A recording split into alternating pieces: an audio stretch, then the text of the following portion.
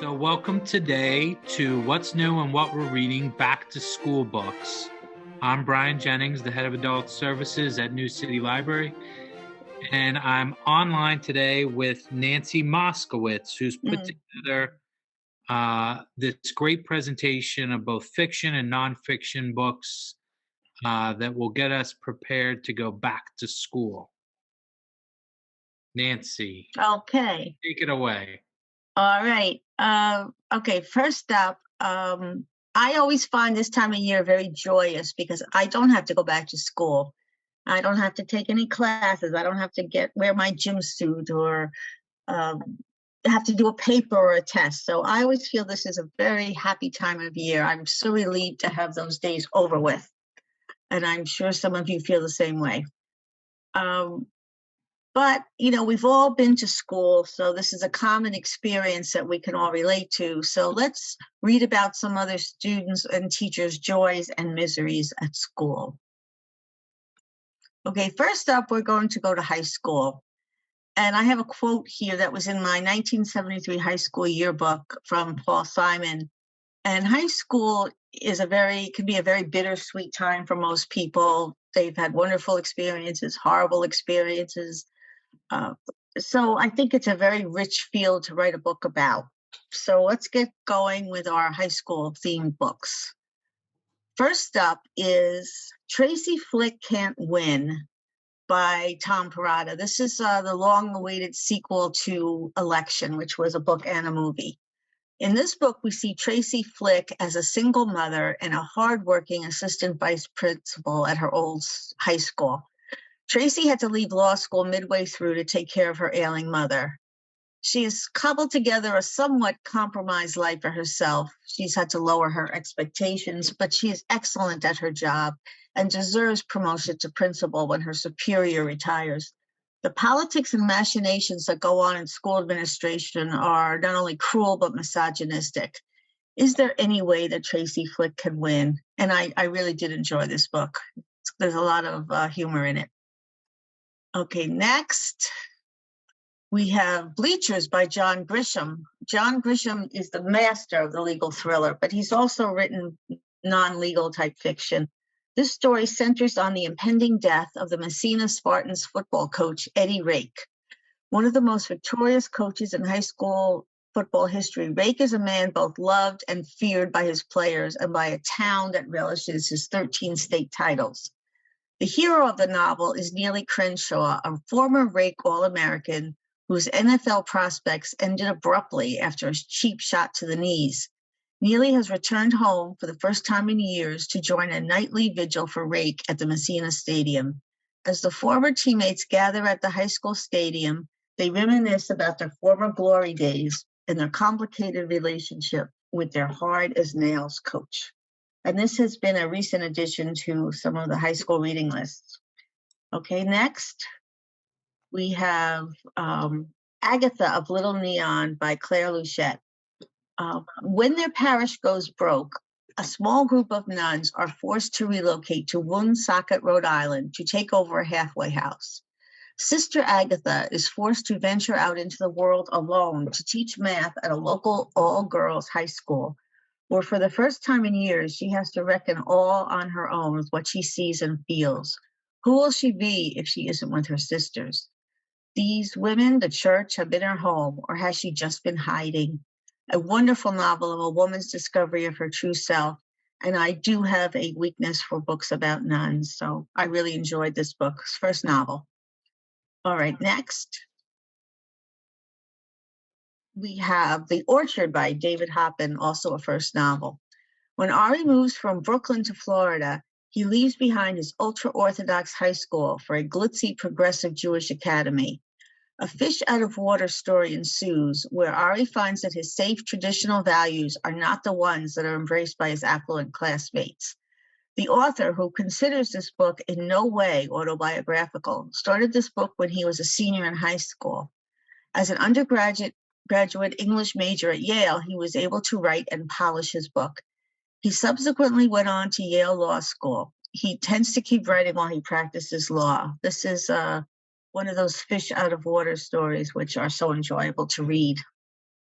Okay, next we have another tale of high school, The Blackboard Jungle by Evan Hunter. Famed novelist Evan Hunter, who's also known as Ed McBain, drew on his own experience as a young English teacher in a tough East Bronx vocational high school for this book. Set in the 1950s, it may seem dated, but an idealistic teacher struggling to teach disaffected and even violent students still rings true. The older teachers who are burned out after careers of being ineffective is as relevant now as it was then. The movie starring Glenn Ford and a very young Sidney Poitier and Vic Morrow is probably better known than the book, but it also highlights the terror that people in the 1950s had of teenagers and their potential being juvenile delinquents. And it's a real subculture there of people being just frightened to death of teenagers and their rock and roll music. So it's a little snapshot of a time, but I think a lot of it still rings true today. Okay, next, we have another high school, The Most Dangerous Place on Earth by Lindsay Lee Johnson. Now, you don't necessarily think of an affluent California high school as being dangerous. It's not a war zone. It's not a prison. But the debut novelist Johnson exposes the turbulence behind the seemingly perfect world of an affluent California high school. Privileged students who seemingly have it all are navigating a world where the slightest misstep will subject you to ridicule and worse. Into this perilous microcosm, a naive young teacher attempts to connect with her students without understanding the tragic backstory the students share. The author, who knows this world well, as she was raised in affluent Mill Valley, California, can be a very frightening time to be a teenager, no matter what school you're in. Next, this is What's Mine and Yours by Nima Costa. This is a quietly brilliant novel about a small North Carolina town and how parents and children, white and black, experience love and loss, rejection and support, and what happens when a white wealthy school opens its doors to the less wealthy and more diverse, in other words, integration. By turns, in searing and tender, What's Mine and Yours beautifully unravels the hurt, happiness, and hope that one generation bestows upon the next. It's both a finely brought character study as well as a multi-family saga, and it's a story that will make you think and feel deeply. Okay, now we're going to leave the world of high schools for boarding schools. And if you look at this picture, it's pretty grim. I tried to find the worst picture I could of a boarding school. Of course, the most famous boarding school is Hogwarts. Boarding schools are generally not for the average American kid. They are mainly for the elite and those who cannot have their needs met in a day setting.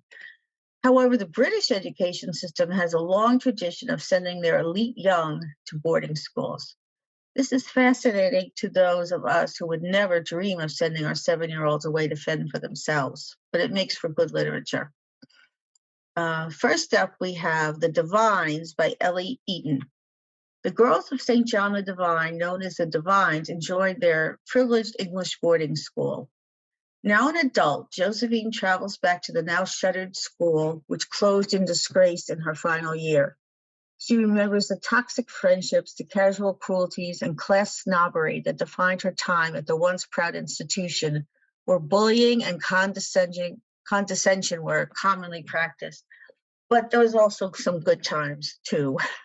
Otherwise, it would be seeming like a prison. Okay, next we have a classic American novel, A Separate Peace by John Knowles. Set at a boys' boarding school in New England during the early years of World War II, A Separate Peace is a harrowing and luminous parable of the dark side of adolescence. Jean is a lonely, brooding, introverted intellectual. Phineas is a handsome, carefree, daredevil athlete. What happens between the two friends one summer, like the war itself, banishes the innocence of these boys and their world. Written in 1959, this was an American classic and a bestseller for over 30 years, and a fixture on many high school reading lists. I myself read it in 9th grade. Has this book stood the test of time? I suspect it hasn't. There's no sex in this book, and the innocence talks about something much deeper than that. So it hasn't been on a reading list in Clarkstown for many years. All right, next. We have Never Let Me Go by Kazuo Ishiguro. As children, Kathy, Ruth, and Tommy were students at Halsham, an exclusive boarding school secluded in the English countryside. It was a place of mercurial cliques and mysterious rules where teachers were constantly reminding their charges of how special they were. Their purpose: they are human clones designed to serve as organ donors. Now, years later, Kathy is a young woman. Ruth and Tommy have re-entered her life, and for the first time, she's beginning to look back at their shared past and understand just what it was that makes them special and how that gift will shape the rest of their time together. This is good if you also like dystopian novels. All right, next we have Prep by Curtis Sittenfeld. That's her first book. It's an insightful, funny coming-of-age story, as well as a brilliant dissection of class, race, and gender in a hothouse of adolescent angst and ambition. Unsophisticated freshman Lee Fiora has a lot to learn when she enrolls in Alt, a snooty boarding school where she meets the wealthy, privileged snobs who go there.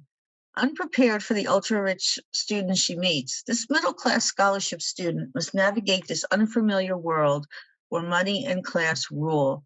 Much more than stereotypes, Prep's characters and their depth and humanity will have you immersed in this rarefied world. Okay, next we have Madam by Phoebe Wynne, and this has a little bit of a gothic feel to it, a little bit scary. For 150 years, high above rocky Scottish cliffs, Caldon has sat untouched, a beacon of excellence in an old ancestral castle, a boarding school for girls. It promises that the young women lucky enough to be admitted will emerge resilient and ready to serve society. Into its illustrious midst steps Rose Christie, a 26-year-old classics teacher, Cal McBray's new head of the department, and the first hire for the school in over a decade. At first, Rose is overwhelmed to be invited into this institution whose prestige is unrivaled, but she quickly discovers that behind the school's elitist veneer lies an impenetrable, starkly traditional culture that she struggles to reconcile with her modernist beliefs, not to mention her commitment to educating girls for the future. Just what that future is will give you chills. Okay, next we have The Secret Place by Tana French. A year ago, a boy was found murdered at a girls' boarding school, and the case was never solved. Detective Stephen Moran has been waiting for his chance to join Dublin's murder squad when 16-year-old Holly Mackey arrives in his office with a photo of the boy with the caption, "I know who killed him." Stephen joins with Detective Antoinette Conway to reopen the case beneath the watchful eye of Holly's father, fellow Detective Frank Mackey.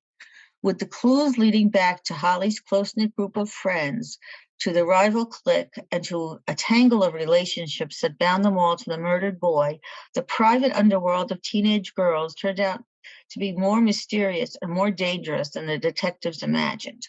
And this is the fifth in French's acclaimed Dublin Murder Squad series. And if you can see how awful and frightening it is to be in boarding school, you wonder why anyone would go. Okay, next, we are in college and universities with The Ivy on the Wall. Colleges are rife with stories of cutthroat academic politics where the fight for tenure can be fierce.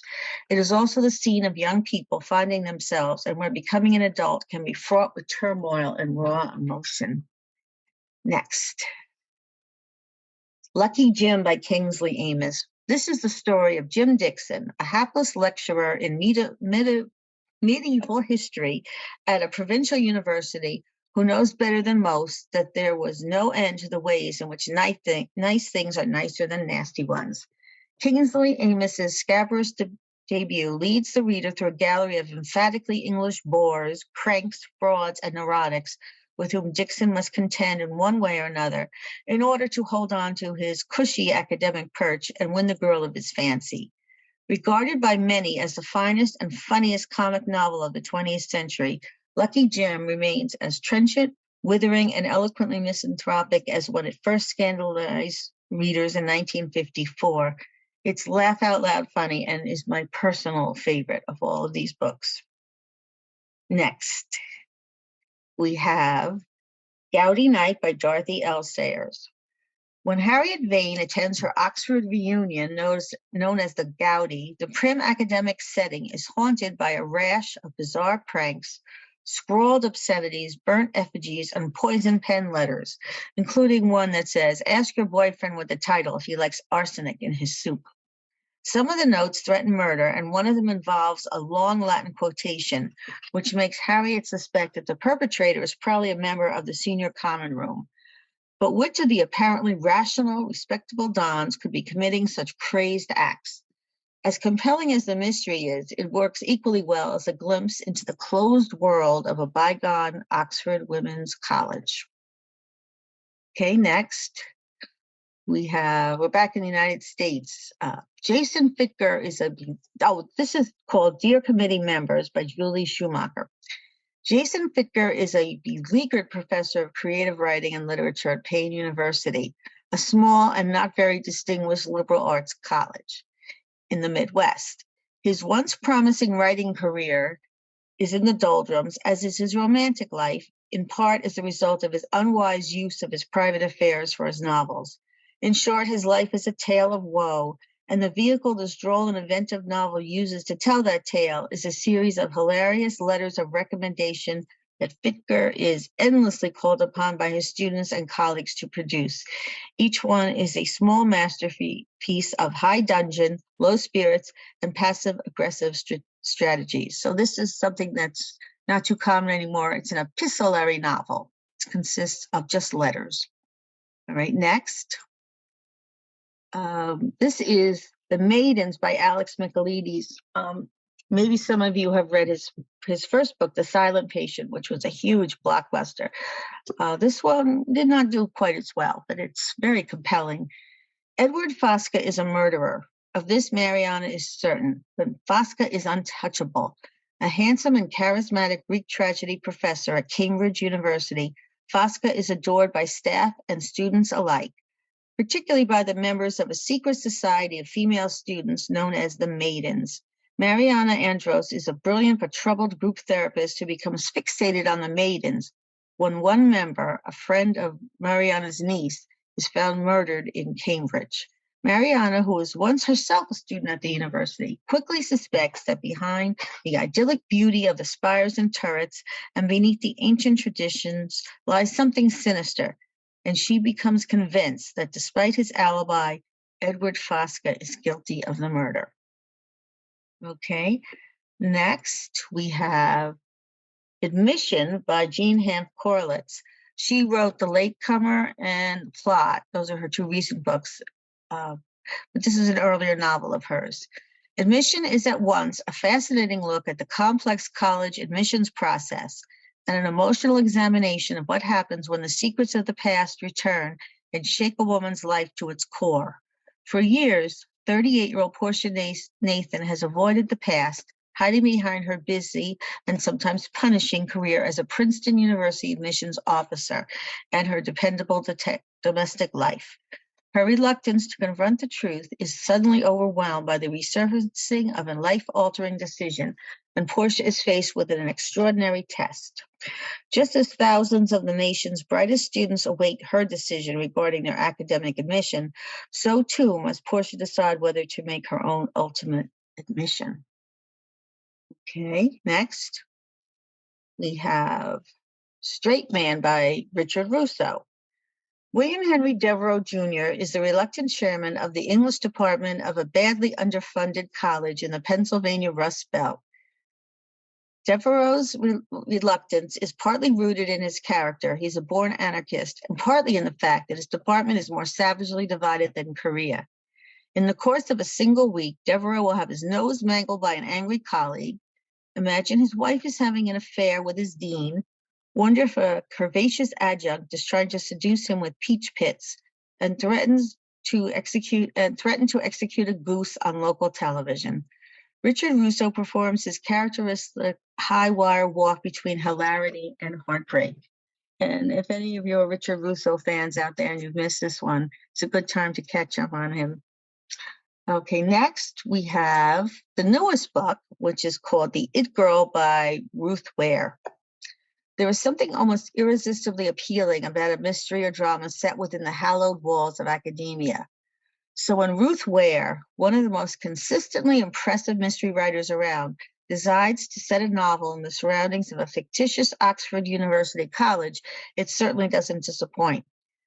10 years after she left Oxford, Hannah is shocked when a journalist comes knocking, telling her that the convicted murderer of her best friend April has died in prison, and he believes he was an innocent man.